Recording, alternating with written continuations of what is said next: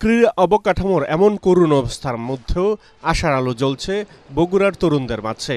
প্রতিকূল পরিবেশে অনুশীলন করেও প্রতিভার কারণে এখানকার ক্রিকেটাররা নিয়মিত অনূর্ধ্ব 14, 16 ও 18 জাতীয় পর্যায়ের দলে ডাক পেয়ে থাকেন।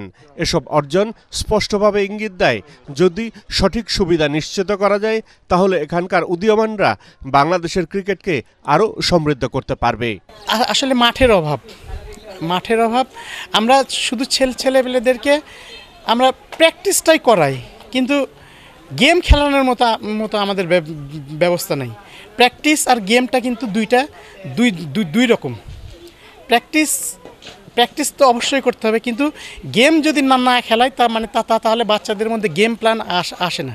আমাদের এজ লেভেলগুলো দেখে আপনারা তাকান, আমাদের লাস্ট 3-4 বছর আমাদের বগুড়া এজ লেভেল প্রত্যেকটা ইভেন্টেই আমরা ফাইনাল খেলি।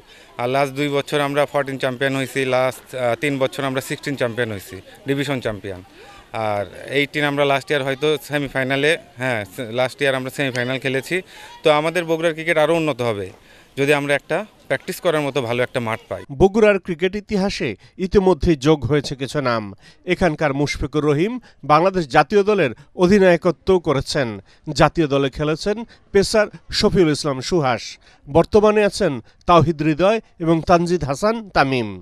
শুধু পুরুষ দলেই নয়, নারী ক্রিকেটেও বগুড়ার মেয়েদের আছে সরব উপস্থিতি। আমার মনে হয় আমাদের একাডেমির মাঠের উন্নয়ন করা দরকার, এবং তাছাড়াও আমাদের একাডেমিতে সেরকম বোলিং মেশিন নাই, তাছাড়া জিম করার সুবিধা নেই, এবং ইনডোর থাকলেও সবসময় ইনডোরের প্র্যাকটিস করার আমাদের সামর্থ্য হয় না সেরকম। ক্লাব পর্যায়ে যদি ক্রিকেটটা আর একটু উন্নত হইতো, তাহলে ইনশাল্লাহ হয়তো আশা করা যায় আরও অনেক ভবিষ্যতে প্লেয়ার বের হবে বগুড়া থেকে।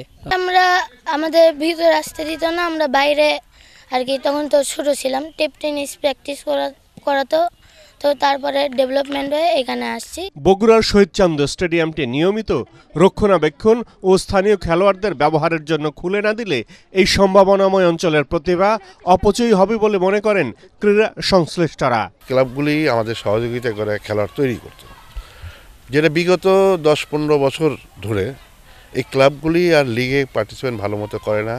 পর্যাপ্ত মাঠ না থাকার কারণে প্র্যাকটিস করতে পারে না।